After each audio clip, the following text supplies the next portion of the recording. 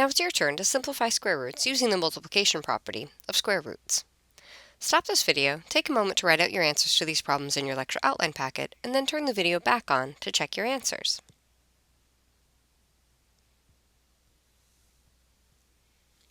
In this first example, we're given the square root of 63. And again, to simplify this square root, we're going to look to see if we can have a smaller number inside that radical. Looking at 63, we want to find its largest perfect square factor in order to do this.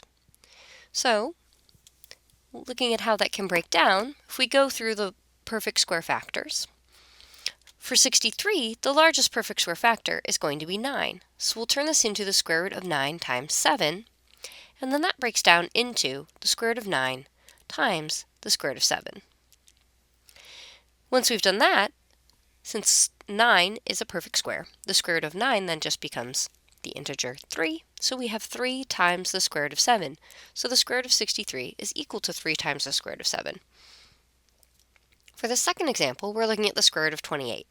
And again, we want to find the largest perfect square factor. So if we go through the factors of 28 that are perfect squares, we really only have to consider perfect square factors that are smaller than 28. So we can go through the list. 25 is not a perfect square factor, or is a perfect square factor, but is not a factor of 28.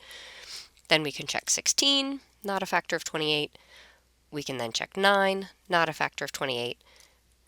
We can then check 4, and that is a factor of 28. So that's the largest perfect square factor of 28.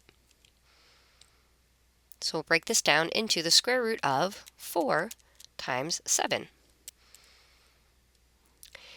And from there, that becomes the square root of 4 times the square root of 7 using the multiplication property of square roots. And since 4 is a perfect square, the square root of 4 just gives us 2. So we have 2 times the square root of 7. So the number the square root of 28 can be simplified into 2 times the square root of 7.